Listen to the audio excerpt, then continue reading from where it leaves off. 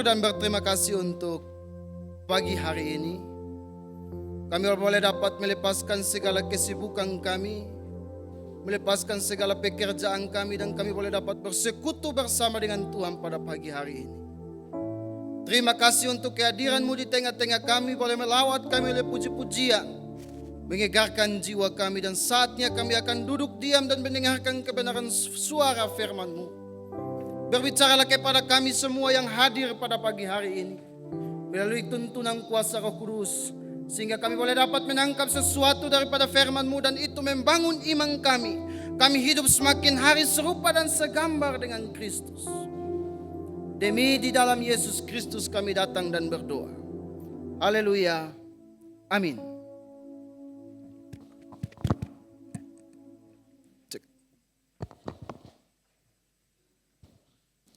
Baik, salam. Salam. Boleh berikan senyuman di samping kiri kanan, katakan Tuhan Yesus luar biasa. Haleluya. Senang sekali bisa berada di tengah-tengah Bapak Ibu Saudara sekalian pada pagi hari ini. Merupakan suatu penghormatan untuk bisa dapat berbagi kebenaran firman Allah kepada Bapak Ibu Saudara sekalian. Baiklah Bapak Ibu, kita melihat satu bagian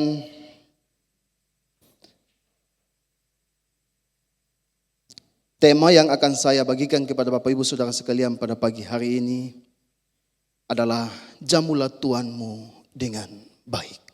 Jamulah Tuhanmu dengan baik. Bicara tentang jamulah Tuhanmu dengan baik, berarti ada kesempatan di mana saudara bersama dengan saya tidak lagi memperoleh kesempatan untuk bisa dapat melakukan yang terbaik bagi Tuhan. Karena itulah sebabnya pekerjaan waktu yang diberikan kepada saudara bersama dengan saya pada pagi hari ini, pada sekarang ini, berikanlah yang terbaik sebagai penghormatan saudara kepada Tuhan.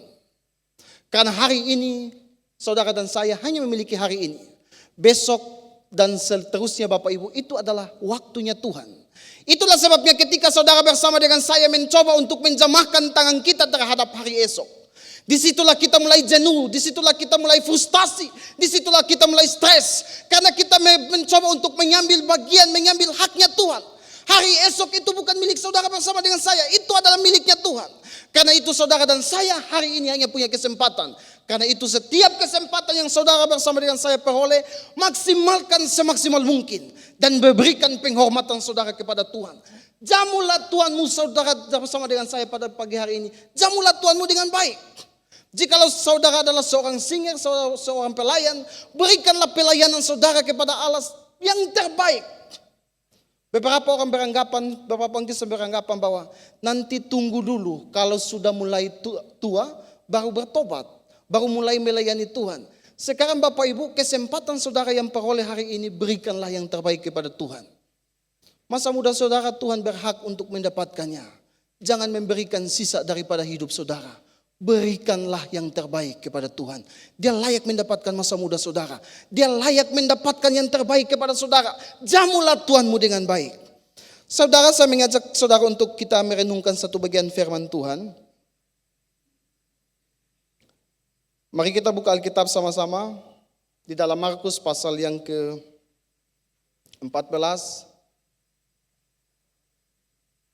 ayat yang ke-3 sampai ayat yang ke-9. Markus pasal yang ke-14 ayat 3 sampai ayat yang ke-9. Saya mengajak Bapak Ibu untuk menghormati firman Tuhan, kita bangkit berdiri. Kita membacakan secara bersama-sama. Markus pasal yang ke-14 ayat yang ke-3 sampai ayat yang ke-9. 1, 2, 3. Ya. Ketika Yesus berada di Betania, di rumah Simon si kusta, dan sedang duduk makan, datanglah seorang perempuan membawa suatu buli-buli pualam berisi minyak narwastu murni yang mahal harganya. Setelah dipecahkannya leher buli-buli itu, dicurahkannya minyak itu ke atas kepala Yesus. Ada orang yang menjadi gusar dan berkata kepada yang lain, untuk apa pemborosan minyak narwastu ini? Sebab minyak ini dapat dijual 300 dinar lebih dan uang yang dapat diberikan kepada orang-orang miskin. Lalu mereka memarahi perempuan itu. Tetapi Yesus berkata, biarkanlah dia. mengapa kau mengusahkan dia? Ia telah melakukan suatu perbuatan yang baik kepadaku. Karena orang-orang miskin selalu ada padamu dan kamu dapat menolong mereka bila mana kamu menghendakinya. Tetapi aku tidak akan selalu bersama-sama kamu. Ia telah melakukan apa yang dapat dilakukan. Tubuhku telah diminyaki sebagai persiapan untuk penguburanku. Aku berkata kepadamu, sesungguhnya di mana saja Injil diberitakan di seluruh dunia, apa yang dilakukannya itu akan disebut juga untuk mengingat dia. Puji Tuhan, silakan duduk kembali Bapak Ibu Saudara sekalian. Garis bawahi, ia telah melakukan suatu perbuatan yang baik bagiku. Ia telah melakukan suatu perbuatan yang baik bagiku. Jamulah Tuhanmu dengan baik. Selagi ada kesempatan, selagi ada waktu, maksimalkan sekali lagi untuk memberikan yang terbaik kepada Allah. Sebab itu adalah waktu yang dimana saudara dapat peroleh, saudara dan saya dapat miliki. Berikanlah yang terbaik. Alkitab katakan pada bacaan kita, yang dimana kita harus garis bawahi pagi hari ini, ia telah melakukan suatu perbuatan yang baik bagiku. Saudara sekalian, kalau kita berbicara tentang persembahan, maka itu akan sedikit menyinggung perasaan banyak orang. Bila hamba Tuhan berbicara tentang khotbah tentang persembahan, bila hamba Tuhan khotbah tentang perpuluhan, maka hanya sedikit orang yang mengerti tentang bagian ini. Beberapa orang berkomentar tentang bagian ini. Coba kita lihat Bapak Ibu tentang ini. Ada beberapa spekulasi yang saya coba untuk memberikan kepada Bapak Ibu. Kalau hamba Tuhan berbicara tentang perpuluhan, kalau hamba Tuhan berbicara tentang persembahan, maka di antara beberapa jemaat barangkali mereka akan berpikir mungkin akan mau membeli jam yang baru. Atau ada di antara kita yang mungkin berpikir perpuluhan lagi, persembahan lagi yang dibahas. Pasti ini mau beli mobil baru. Tapi ada yang berpikir bahwa ini adalah sesuatu yang layak untuk kita memberikan kepada Tuhan. Memberikan 10% dari apa yang saudara dan saya miliki. Beberapa orang barangkali berpikir ekonomi kita lagi susah, kita lagi kesusahan. Kita lagi harus memenuhi segala kebutuhan kita. Berbicara tentang persembahan. Tapi Bapak Ibu, saya katakan kepada Bapak Ibu, orang pelit akan selalu mencari alasan untuk memberikan alasan. Tapi orang yang mengasihi Tuhan, dia tidak peduli berapapun harga yang dia harus bayar, dia rela memberikannya bagi Tuhan. Alkitab katakan, ia telah melakukan suatu perbuatan yang baik padaku. Bapak Ibu Saudara sekalian pernah dengar tentang seorang yang bernama Stanley Tam. Stanley Tam ini adalah seorang yang hebat Bapak Ibu. Sebelum perusahaannya begitu diberkati oleh Tuhan, dia pernah berkali-kali mencoba untuk membuat usaha tapi gagal berkali-kali. Sehingga dia pernah berjualan dari rumah ke rumah dan dia pernah mendengarkan Injil daripada seorang wanita yang bekerja sebagai tani. Ketika ia mendengar Injil itu, dia pulang ke rumahnya dan dia berdoa, Tuhan, saya akan segera membuat usaha yang baru. Yang dimana teman-teman saya telah mencobanya dan mereka gagal daripada bagian itu. Dan barangkali saya juga akan segera gagal daripada bagian ini. Tetapi cobalah dengarkan doaku Tuhan. Bila mana Tuhan memberkati saya dalam usaha yang akan segera saya rintis ini. Saya akan taat memberikan 10% yang Tuhan berkati kepada saya. Saya akan membalikan 10% daripada berkat yang saya terima. Dan Bapak Ibu, ternyata Tuhan memberkati dia luar biasa. Akhirnya dia kembali berdoa lagi. Tuhan, sekarang Tuhan memberkati saya. Rasanya tidak cukup kalau saya memberikan hanya 10% saja bagi Tuhan. Sekarang saya ingin memberikan 20% dan saya mendapatkan 80%. Dan ternyata Bapak Ibu, berjalan dengan waktu Tuhan berkati terus. Sampai suatu kali dia kembali berlutut lagi di hadapan Tuhan dan dia berdoa. Tuhan, rasanya sudah sangat luar biasa Tuhan memberkati saya. Sekarang 50-50. Tuhan 50% dan saya 50%. Bapak Ibu, ternyata apa yang dia lakukan Bapak Ibu, terus Tuhan memberkati dia. Suatu kembali terakhir, dia kembali berlutut di hadapan Tuhan dan dia berdoa. Rasanya tidak mungkin kalau Tuhan hanya mendapatkan 50% dan saya mendapatkan 50%. Sekarang Tuhan akan mendapatkan 10%, 90% dan saya akan mendapatkan 10%. Bukankah ini sesuatu yang luar biasa? Dan kemudian Bapak Ibu, dia pergi ke akte notaris dan menyerahkan kembali perusahaan yang dia rintis sedemikian rupa itu. Dia membalikan perusahaan yang menjadi miliknya. menjadi diberi nama perusahaan itu, perusahaan milik Yesus Kristus. Itu adalah perusahaan terbesar, perusahaan plastik terbesar di Amerika. Sampai hari ini Bapak Ibu. Dia rela. Merupakan kesempatan penting, kesempatan berharga bagi seorang yang bernama Stanley Tam. Bapak Ibu, bila mana saudara dan saya jemaat Tuhan, kita semua punya kesempatan yang sama. Saudara dan saya berhak juga melakukan sama seperti itu. Alkitab katakan, Maria telah melakukan bagian yang penting di saat Yudas bersama dengan murid-muridnya mencari kesempatan untuk mengkhianati Yesus. Tetapi Maria tahu prinsip yang benar dalam hidupnya, prinsip yang baik dalam hidupnya. Ia telah menunjukkan kasihnya. Ini sesuatu yang luar biasa Bapak Ibu. Jamulah Tuhanmu dengan baik. Cinta tidak berbicara tentang perkataan. Hanya dibicarakan lewat perkataan. Tetapi berbicara tentang cinta harus dinyatakan lewat tindakan. Saya punya istri Bapak Ibu. Kalau saya cinta istri saya tidak bisa hanya sebatas saya mencintai kamu, saya mengasihi kamu. Tidak bisa hanya sebatas itu. Saya juga harus bekerja menyediakan segala yang dibutuhkan oleh dia. Cinta tidak bisa berbicara tentang perkataan.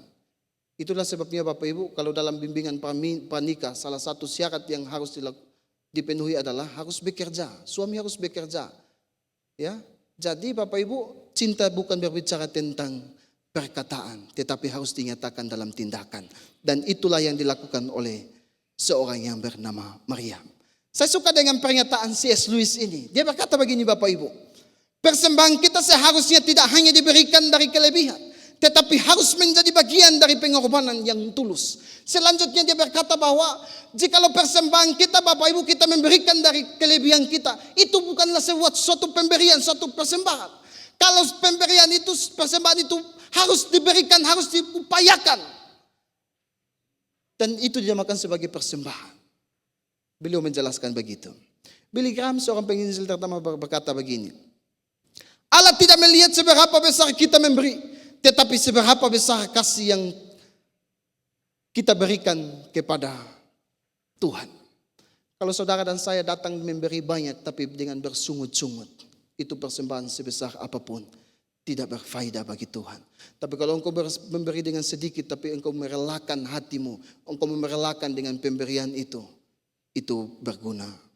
Saudara sekalian, John Wesley berkata begini, berikan sebanyak mungkin yang kamu bisa. Simpan sebanyak mungkin dan berikan sebanyak mungkin. Berikan apa yang layak Bapak Ibu dapat berikan sebagai penghormatan saudara, kesempatan saudara bagi Tuhan. Simpan sebanyak mungkin yang saudara bisa dapat lakukan. Tetapi ingat baik-baik, persembahkan yang bisa dapat saudara lakukan kepada Kristus. Saudara, setiap orang pasti ingin memberikan persembahan kepada Kristus. Dan persembahan adalah bentuk penghormatan saudara bersama dengan saya kepada Kristus. Itulah sebabnya saudara dan saya harus mempersiapkannya. Saudara dan saya benar-benar harus mempersiapkan dan memberikan yang terbaik. Bukan memberikan yang tersisa, bukan memberikan sebagian yang ada padamu. Berikan yang terbaik. Tuhan layak mendapatkan yang terbaik daripada Bapak Ibu. Itulah sebabnya setiap pemberian yang Bapak Ibu berikan belum tentu berkenan di hadapan Tuhan, jikalau saudara dan saya tidak memberikan dengan segenap hati. Bapak Ibu, cerita ini ditempatkan dari Matius dan Markus untuk memberikan suatu penjelasan kepada kita tentang dua bagian. Yang pertama untuk mengkontraskan Maria yang begitu cinta terhadap Yesus dan Yudas yang begitu cinta terhadap uang. Yang kedua untuk menyatakan kepada kita bagaimana persiapan kerelaan kasih yang dinyatakan kepada Kristus melalui seorang yang bernama Maria. Bapak Ibu Saudara sekalian, ada beberapa nilai yang mesti kita pelajari. Ada 3 kebenaran yang saya dapatkan daripada bagian ini. Dan saya ingin bagikan kepada Bapak Ibu pada pagi hari ini. Yang pertama,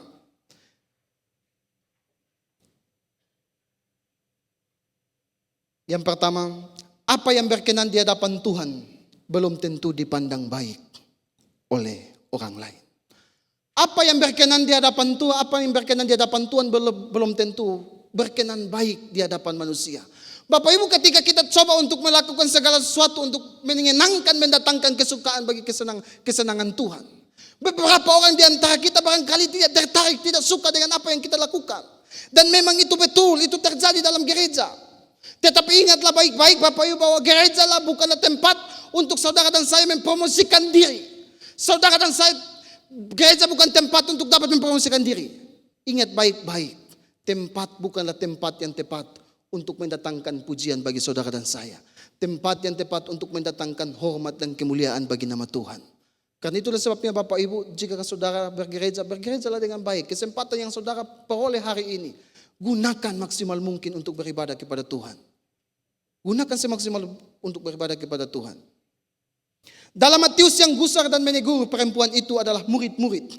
Tetapi dalam Markus mengatakan bahwa yang menegur perempuan itu adalah Yudas. Barangkali Yudas yang memulai pertama sehingga menarik perhatian daripada murid-murid yang lain. Betul memang kalau kita melakukan sesuatu yang baik, kadang-kadang tidak disenangi orang lain. Bahkan murid-murid sendiri pun tidak senang dengan apa yang dilakukan oleh Maria. Mungkin sekali Yudas memulai menegur sehingga membakar murid-muridnya. Dan semua tidak suka dengan apa yang dilakukan oleh Maria. Ini mengajarkan saudara dan saya bahwa kita tidak boleh membiarkan diri kita dihasut oleh orang lain. Ketika kita melakukan sesuatu yang baik, biarkanlah itu menjadi kesempatan kita untuk dapat kita memaksimalkan dan memberikan kepada Tuhan.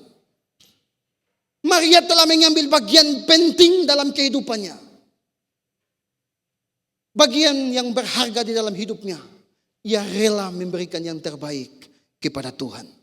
Bapak Ibu Saudara sekalian, murid-murid yang dipimpin oleh Yudas dalam bagian ini bersama dengan murid-murid, mereka begitu tidak senang dengan apa yang dilakukan oleh Maria. Mereka berpikir bahwa dengan jumlah uang yang sebanyak itu, kalau minyak naros itu dijual, uang sebanyak itu bisa dapat dibagikan kepada orang lain. Tetapi Yesus telah mengetahui motivasi mereka yang jahat, yang buruk di hadapan Allah. Yesus mengkritik mereka. Yesus mengatakan kepada mereka bahwa Maria telah mengambil bagian yang penting, bagian yang berharga di dalam hidupku. Dia memberikan yang terbaik. Sementara mereka sedang berhitung-hitungan. Memang betul, memang benar.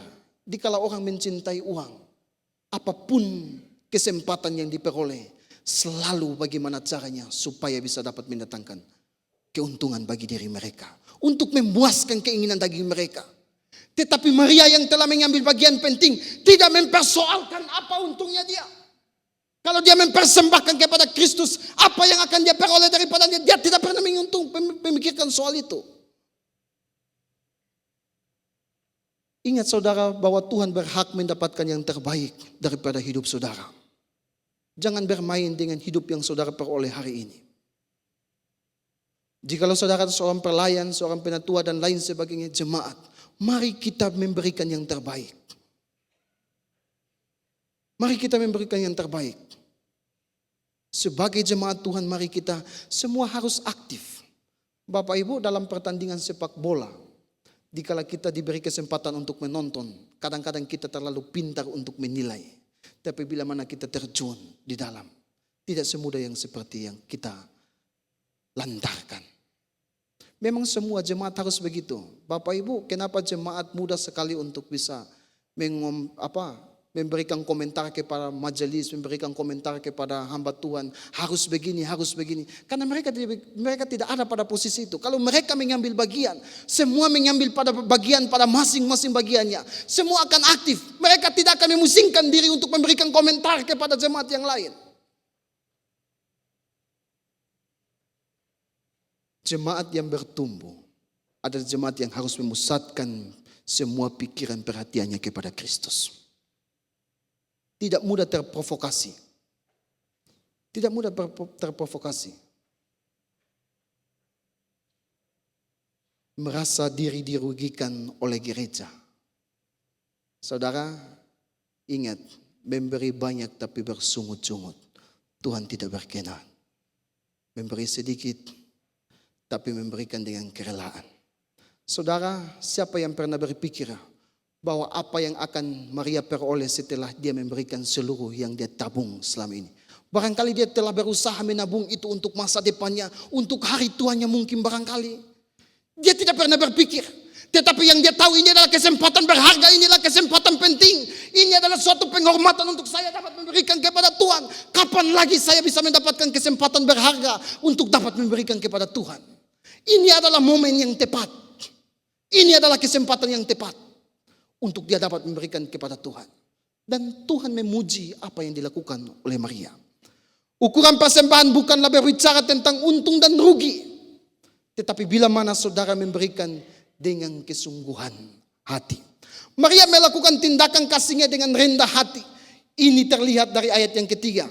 Mengatakan bahwa ia meminyaki kaki Yesus dengan rambutnya.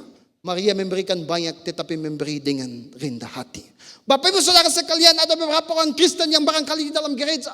Mereka merasa dengan memberi banyak, mereka merasa sombong. Bahwa tanpa pemberian mereka, gereja tidak akan bisa dapat berjalan dengan baik. Tanpa pemberian mereka, barangkali fasilitas yang ada dalam tidak bisa dapat terpenuhi barangkali. Dan ini adalah pemberian yang diancam oleh Tuhan. Bagian yang dipuji oleh Yesus kepada Maria adalah dia mengambil bagian yang tepat untuk memberikan yang tepat kepada Kristus. Ingatlah saudara bahwa kalau saudara punya kesempatan untuk menabur, taburlah yang baik. Itu adalah kesempatan berharga untuk saudara dan saya dapat menabur bagi kemuliaan Tuhan. Gunakanlah semaksimal mungkin apa yang Tuhan percayakan pada Bapak Ibu. Jangan tunggu supaya menjadi kaya lalu belajar untuk memberi. Belajarlah dari sekarang untuk menabur. Saudara, saya berbicara demikian, saya pun belajar melakukannya. Sewaktu saya belum menikah bersama dengan istri saya, kami komitmen. Kami kuliah, kami dibantu oleh orang yang kadang-kadang kami tidak kenal. Berkat itu kapan datang dengan tiba-tiba. Dan saya merasa berhutang terhadap apa yang orang lain tabur kepada saya. Setelah tamat kuliah saya berkata kepada istri saya, apapun tidak ada alasan. Kita harus mencari 1-2 orang untuk membantu mereka. Memberikan sedikit berkat, membagikan berkat kita kepada mereka. Dan hari ini kami setia membantu beberapa orang, 3 orang. Dalam studi mereka. Tidak seberapa, kami tidak membayar full, tapi kami belajar. Memberikan apa yang dapat kami maksimalkan dalam kehidupan kami. Saudara, motivasi kita dalam memberi bukan supaya Tuhan mengembalikan apa yang kita berikan. Tapi saya terlalu percaya. Kalau engkau menabur hari ini, barangkali engkau tidak menuai. Tapi barangkali itu adalah anakmu, itu adalah cucumu yang akan menuai. Kalau kau tabur sesuatu yang baik hari ini, Tuhan tidak pernah berhutang terhadap saudara dan saya. Dia pasti menepati janjinya. Bagian yang kedua, jamulah Tuhanmu dengan baik. Jamulah Tuhanmu dengan baik. Berbicara tentang kesempatan, berbicara tentang waktu yang maksimal. Supaya saudara dan saya dapat memberikan yang terbaik. Ingat yang pertama, belajar daripada Maria. Kalau kita melakukan segala sesuatu yang baik, belum tentu orang senang. Orang tentu tertarik dengan apa yang kita lakukan. Tetapi kau harus memusatkan perhatianmu kepada Kristus. Fokusmu adalah Kristus. Kalau kau fokus kepada manusia, manusia mendatangkan celaka, mendatangkan kekecewaan terhadap engkau. Tapi kalau engkau melakukannya kepada Kristus, pujian itu datang dari Tuhan. Yang kedua, melakukan apa yang dapat saudara lakukan. Usahakanlah yang saudara bisa dapat saudara lakukan. Hal ini bukan menuntut saudara untuk melakukan kuantitas, tetapi saudara diberi kesempatan untuk melakukan yang terbaik, kualitas yang terbaik. Ingat baik-baik, Maria mempersembahkan yang terbaik dari minyak yang terbaik. Dan itu diupayakan, itu diusahakan. Sekali lagi, bahwa barangkali dia berjuang, barangkali mungkin sesekali waktu dia menyisihkan uang makannya untuk bisa menabur, mendapatkan minyak yang terbaik itu. Perempuan itu fokus kepada Yesus.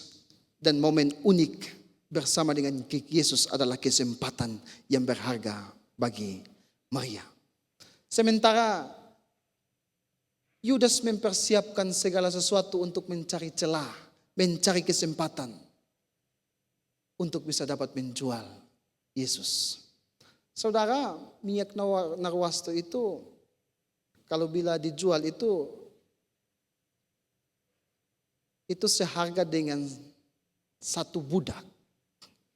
Dan satu budak itu biasanya upah pekerja harian daripada seorang pekerja selama 1 tahun. Dan ingat baik-baik, di saat Yudas menempatkan Yesus di posisi yang begitu nilai rendah, Maria datang mempersembahkan kasihnya. Tidak mementingkan apa yang dia harus relakan, apa yang dia harus korbankan. Beberapa orang menganggap Yesus begitu rendah bagi mereka. Tetapi bagi mereka yang berjumpa bersama dengan Yesus secara pribadi, mereka memberikan yang terbaik bagi Tuhan. Bapak Ibu, dalam kisah Injil Lukas mengisahkan tentang Yesus menumpang di rumah Maria dan Marta. Semula sebelumnya Maria sudah mendapatkan bagian tepat, yaitu duduk di bawah kaki Yesus, mendengarkan Yesus berbicara kepadanya. Tetapi bagian yang unik adalah Marta begitu sibuk untuk melayani Yesus. Itu yang sementara ini Bapak Ibu kadang-kadang itu menggambarkan tentang situasi kerohanian kita sementara ini. Kita begitu sibuk sama seperti Marta. Kita coba untuk melakukan berbagai macam pelayanan supaya mendatangkan pujian daripada Tuhan. Tetapi ternyata Tuhan tidak memberikan pujian karena kita melakukan dengan motivasi yang salah. Tuhan tidak menuntut saudara untuk melakukan sesuatu yang spektakuler. Tuhan hanya meminta hubungan relasi saudara bersama dengan saya di hadapan Dia. Itu bagian yang penting. Perjumpaan bersama dengan Yesus. Maria duduk di bawah kakinya. Telah mengubah cara hidup dia berpandang. Sehingga di kesempatan momen berharga ini. Kenapa dia bisa rela memberikan nilai yang begitu mahal kepada Kristus? Karena dia telah berjumpa bersama dengan Kristus. Orang yang belum berjumpa dengan Kristus Bapak Ibu pasti pelit. Sekalipun dia ada di dalam gereja pasti pelit. Tapi kalau orang yang berjumpa dengan Kristus, lihat saja ketemu wajahnya itu sukacita betul. Betul. Orang yang berjumpa dengan Kristus pasti hidupnya diubahkan. Saudara dan saya, kita tidak bisa memulai pelayanan kita. Kita tidak bisa memulai segala sesuatu yang kita lakukan. Keluarga kita. Tanpa terlebih dahulu kita harus memulainya di bawah kaki Tuhan. Itu bagian penting. Camkan baik-baik. Saudara tidak akan bisa dapat melakukan bagian yang begitu penting di hadapan Allah. Yang bisa dapat mendatangkan pujian seperti yang Maria lakukan. Jikalau saudara tidak terlebih dahulu bersama dengan keluarga Anda. Duduk di bawah kaki Tuhan. Saudara boleh berhasil dalam berbagai macam bidang. Tetapi bila mana saudara tidak duduk memberikan relasi bersama dengan Kristus. Itu adalah kefanaan. Camkan baik-baik. Saudara boleh berhasil dalam segala bidang. Tapi kalau Anda tidak memulainya bersama dengan Kristus di bawah kakinya. Apapun hasil yang saudara peroleh. Tidak ada gunanya. Setiap orang yang berjumpa dengan Kristus hidupnya harus diubahkan. Karena itu saudara sekalian, kita harus bertobat setiap waktu. Kita harus bertobat setiap waktu. Prioritaskan kasih yang penyembahan yang radikal kepada Yesus yang dilakukan oleh Maria. Itu harus muncul, harus nampak dalam kehidupan kita. Lakukanlah yang terbaik. Prioritas utama hidup saudara bersama dengan saya adalah Kristus. Kristus harusnya menjadi posisi pertama. Kristus yang harus menjadi posisi kedua. Kristus yang harus menjadi posisi ketiga. Sehingga dalam segala urusan yang engkau harus berurusan bersama dengan Tuhan. Itu yang dilakukan oleh Maria. Prioritaskan dan utamakanlah Yesus dalam hidup Anda. Anda tidak bisa memulai melangkah jauh jikalau Anda tidak memulainya bersama dengan Kristus di bawah kakinya. Sekali lagi, kenapa kita frustasi? Kenapa kita lelah, kita capek, merasa melakukan berbagai macam pelayanan? Karena kita menjamahkan tangan kita terhadap bagian yang semestinya kita tidak lakukan. Yang menjadi bagian miliknya Tuhan. Tuhan hanya menuntut saudara dan saya berada di bawah kakinya. Kenapa kita melakukan pelayanan kemudian kita bersungut-sungut? Kita merasa sudah melakukan banyak tetapi tidak pernah dipuji oleh majelis. Tidak pernah didapat mendatangkan pujian dari hamba Tuhan. Kita kemudian jenuh, bosan. Itu yang dilakukan oleh Marta. Frustasi. Menarik perhatian Tuhan tapi ternyata Tuhan tidak tertarik dengan apa yang dia lakukan. Tuhan tertarik dengan apa yang engkau lakukan sekecil apapun itu. Bila engkau lakukan untuk mendatangkan hormat dan kemuliaan nama Tuhan. Itu jauh lebih berharga daripada kau lakukan di depan banyak orang bertujuan untuk mendatangkan pujian bagi Anda.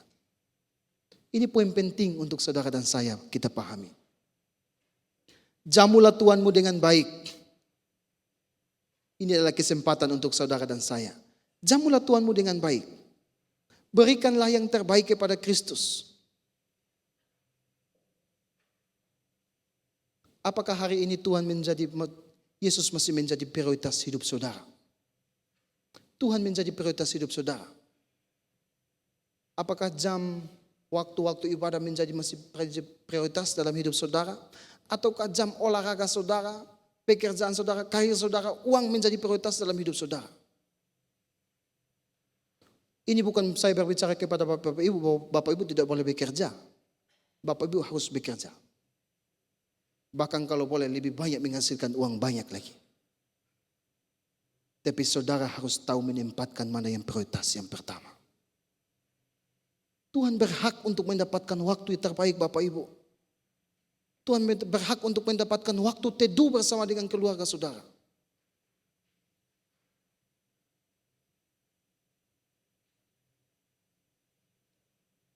Hati-hati Bapak Ibu.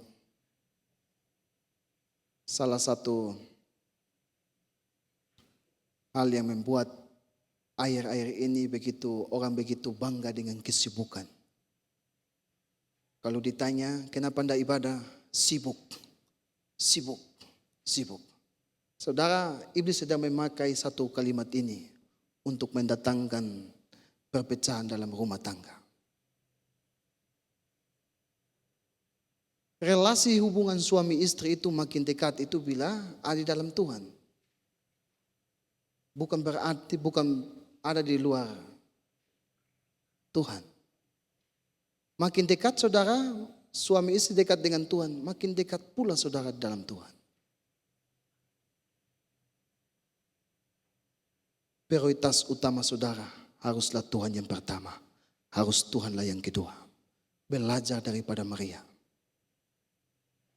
Tuhan menghargai setiap pemberian Bapak Ibu yang saudara lakukan. Tuhan menghargai itu. Yang ketiga, yang terakhir. Tuhan menghargai setiap pemberian, setiap persembahan yang Bapak Ibu lakukan. Tetapi ingat, haruslah yang terbaik, bukan bersungut-sungut.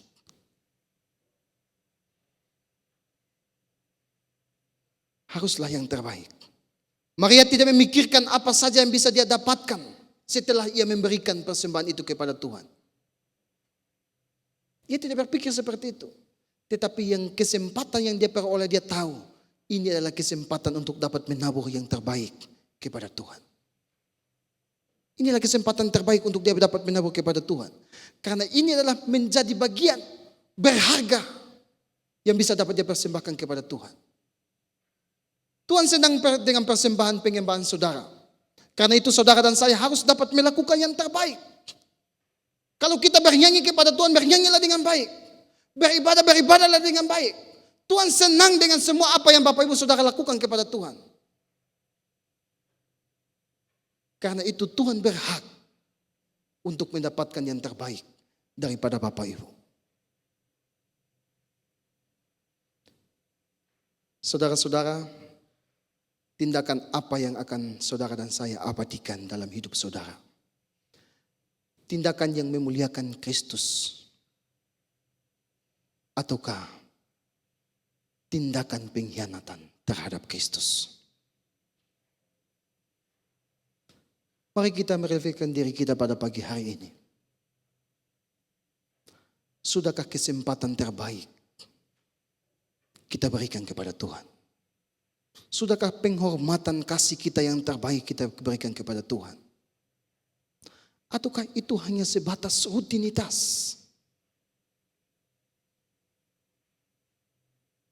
Apakah kita sudah melakukan dengan benar? Atau hanya kita mengisi waktu kita, mengisi waktu luang kita? Ataukah kita ke gereja Bapak Ibu untuk mencari teman ngobrol, membicarakan bisnis kita, dan lain sebagainya? Tuhan layak mendapatkan yang terbaik daripada Bapak Ibu bersama dengan saya. Kita berdoa.